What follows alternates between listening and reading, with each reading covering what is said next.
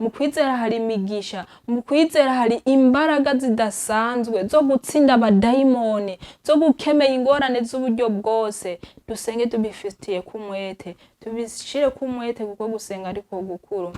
Ugiye wakekeranije, kuko buriya ukekeranije ukavuga ati naho ngiye iki kintu nikiza gushoboka, wamaze byose kuvyica, kuko nta kwizera washize imbere y'Imana, nta kwizera wagize ati iki kintu ninagikora mu izina rya Yesu, ninasengera uwo muntu agwaye araremvye ari mu bitaro ariko ari amaserumu, je ndagiye kumusengera mfise ukwizera ejo kazotaha akize.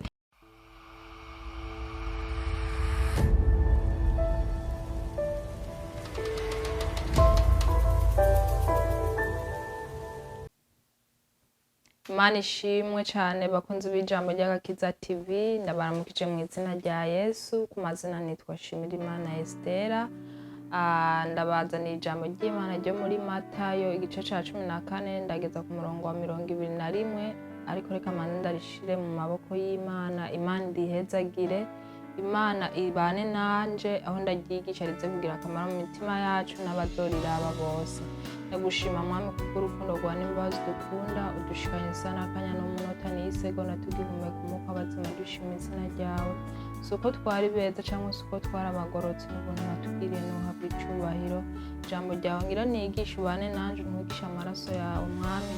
Ndarivuga Mwami uzoriraba wese, Mwami rizerigira akamaro mu mutima wiwe, rizerigire n'ico rihinduye mu bugingo bwiwe, ntize ribe iry'imfa gusa. Uzovugize neza Uwiteka, natwe zose uzumva kandi kubikora, ni mu izina ryawe ryera, amen. Ndasoma mu izina rya Yesu. Matayo igice ca 14 ndageza ku murongo wa 21. Yesu akiza umuhungu agwaye intandara. Bashikiye ishengero, umuntu araza aramupfukamira ati, Mwami wanje ngirira ikigongwe, umwana wanje kuko agwaye intandara arasinzigaye cane, kuko keshi na keshi agwa mu muriro no mu mazi. Namuzaniye abigishwa bawe, ariko byarabananiye kumukiza. Imana ishimwe bene data, murumvise ijambo ry'Imana uko ritubwiye.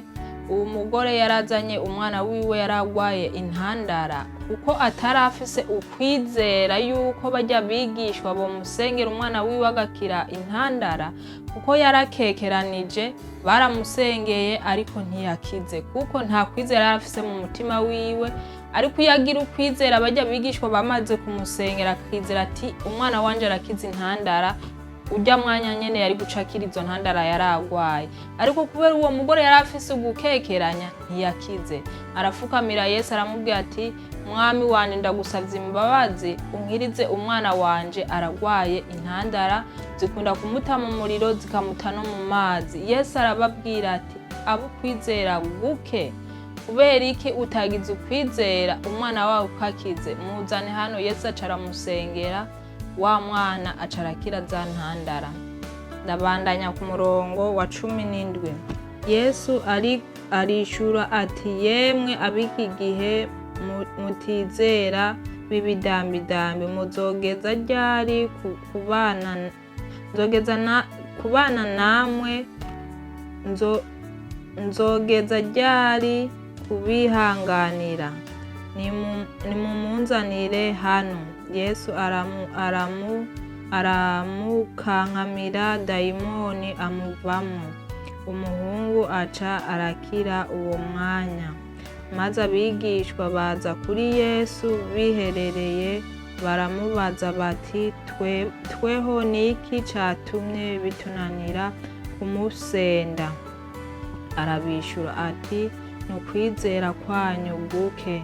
Ndababwire ukuri, namba mufise ukwizera kungana n'akabuto ka sinapi, mwobwira kino gisozi muti imuka aha uje hajya, kandi cyo kwimuka, kandi nta kitazobashobokera. Ariko benurya nta kugwamwo n'ikindi atari ugusenga no kwisonzesha. Imana ihabwa icubahiro bene data. Murumva uko Imana yabwiye abigishwa ati mwege nta kwizera mufise. Yaba mwari mufise ukwizera mwari gusengera urya mwana agakira, kandi mufise ukwizera nico isozi kiri ngaho mwokibwira ati imuka ujaha. Ariko kuko bajya bigishwa bari bafise ugukekeranya mu mitima yabo, nico gituma baje kubaza Yesu bakamwihereranya bakamubwira ati kubera iki twe twamusengeye ntakire? Ni kubera iki? Yesu arababwira ati abo kwizera guki mwabidambidambimwe. Kubera iki? Ntibizera, ntibazi gusenga nk'uko bikwiriye. Kuko yaba bari bafise ukwizera bakamusengera urya mwana yari gukira, zirya dayimoni zari kumuvamo z'intandara. Ariko kuko bari bafise ugukekeranya mu mitima yuko bidashoboka, nico gituma atakize. Kandi murumvise n'ijambo ry'Imana yuko ritubwiye ati nimwasenga mukisonzesha mugasoma ijambo ry'Imana, Imana nta kintu itazodukorera. Nta kintu na kimwe mu masengesho Imana idashitsa. Nta kintu na kimwe usenze wizeye imbere y'Imana kidashoboka. Mbe ni kubera iki Yesu yasengeye Lazaro amaze imisi 4 mu mva yapfuye n'ibivu bamushize ko yanutse? Ariko kugira yereke Mariya na Marita yuko Imana ikora ibitangaza. Kubera iki Lazaro yazutse akaba muzima? Kubera iki Yesu nta kintu na kimwe gishobora kumunanira, kuko afise imbaraga, afise ukwizera, nta caha na kimwe afise mu mutima wiwe. Kandi iyo tuje imbere y'Imana tubanze dusaba imbabazi n'ikugongo, kuko turi mu isi ducumura uko bukeye uko bwije. Ico dusaba cyose tumanze dusaba imbabazi n'ikigongwe, Imana iraduharira. Hama izo tuyisaba byose tukagira ukwizera, byose kabidushoboza, byose kabiduha, kuko dufise ukwizera mu mutima. Ariko ugiye wakekeranije, kuko buriya ukekeranije ukavuga ati naho ngiye iki kintu nikiza gushoboka, wamaze byose kuvyica, kuko nta kwizera washize imbere y'Imana. Nta kwizera wagize ati iki kintu ninagikora mu izina rya Yesu, ninasengera ubu muntu agwaye araremvye ari mu bitaro ariko ari amaserumu, je ndagiye kumusengera mfise ukwizera ejo ko kazotaha kize, mfise ukwizera uyu munsi kakira. Ariko niwagenda wakekeranije ntabwo azokwigera akira. Uzoguma uvuga ati mbe buriya Imana irakora, mbe buriya Imana iriho, kuko mu mutima wawe nta kwizera ufise, mu mutima wawe nta nkomezi ufise, ufise gukekeranya, kuko Satani ariko arakubwira ati ntibishoboka. None iyo Mana wosenga ubwo nyene uwo muntu agacakira, ni Imana nyabaki. Kubera iki? Satani ntagomba yuko usenga Imana. Satani ntagomba yuko ukiza umuntu, agomba kuguca intege, agushiremo ubwoba kugira ntubikore. Ariko mukemeye mu izina rya Yesu, ugira ukwizera mu mutima wawe ati uwo muntu ndamusengera arakira, uwo muntu ndamusengera arava mu vyaha, uwo muntu ndamusengera ahindurwe n'Imana, kuko ufise ukwizera yuko byose mu izina rya Yesu bishoboka, katakikunanira gukora. Twega abana b'abantu muri iki gihe ducika intege, kuko ntituzi kwisonzesha, ntituzi gusenga, ntituzi gusoma ijambo ry'Imana. Byose twabishize hasi, twiruka n'ivy'amatunga n'ivy'amaronko, kubera Imana twashize inyuma. Ariko nitwashira imbere n'umwete, Imana izodufasha, Imana izotuja imbere. Nta kintu na kimwe tuzosengera Imana itazodukorera, nkuko yabwiye ababigishwa ati iyo mwari mufise ukwizera mubwira n'ujya musozi ati mukaha uje hariya. Kuko Yesu arazi yuko bishoboka, nta gukekeranya afise, nta gutinya afise, byose arazi imbere y'Imana ko bishoboka, katagishobora kunanira Imana. Natwe dusenge dufise umwete, tumenya tugwaye sida turamusengera mu izina rya Yesu arakira, ugwaye kasere turamusengera mu izina rya Yesu arakira, uwananiranye guva mu vyaha tumusengere mu izina rya Yesu arahindurwa n'Imana ikamukura mu vyaha yararimwo, nawe akavuga ijambo ry'Imana, akavuga ubunini bw'Imana, akavuga ibitangaza Imana ikora. Ariko nitutayiga kwisonzesha buri kuwa Mungu tukagenda gusenga, tugenda buri kuwa Mungu dusenga tudafise ukwisonzesha, mbe kubera iki Yesu yisonzesheje amajoro 40 n'imisi 40? So yabonye gutsinda Satani. Ne nawe nutasenga ngo wisonzeshe, Satani uzomutsinda gute? Satani uzomusenda gute? Ibibazo bizoba muri mu rugo rwawe uzobikurahe gute mu nzu kandi udasenga? Ntibishobora kuvaho.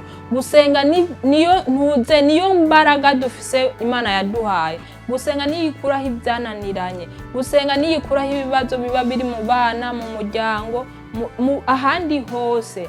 dufise ukwizera ahantu hose haba amahoro, dufise ukwizera turonka ukwidegenza muri Yesu. Rero bene data murumvise ijambo ry'Imana ndabigishije ryo muri Matayo, ijambo ry'Imana ritubwiye tugire ugusenga kwisonzesha, kandi iyo dusenze twizere ivyo dusengeye vyose ko bishoboka. Imana izoba hagati yacu, Imana izotwongera imbaraga, Imana izotwongera inkome zo kumva buri munsi buri musegonda wumva inyota yo kuvuga ati uyu munsi sinasenze, uyu munsi sinasomye ijambo ry'Imana. Niwe bigira umwete, Imana izoguhindura, Imana izogukorera ibikomeye mu rugo rwawe, Imana izokiza ababanyi bawe, Imana irokiza igihugu urimwo, Imana ikora ibitangaza nta kintu na kimwe kinanira. Zose n'ukwizera, mu kwizera hari amahoro, mu kwizera hari imigisha, mu kwizera hari imbaraga zidasanzwe zo gutsinda abadayimoni, zo gukemera ingorane z'uburyo bwose. Dusenge tubifitiye kumwete, tubishire kumwete kuko gusenga ariko gukuru.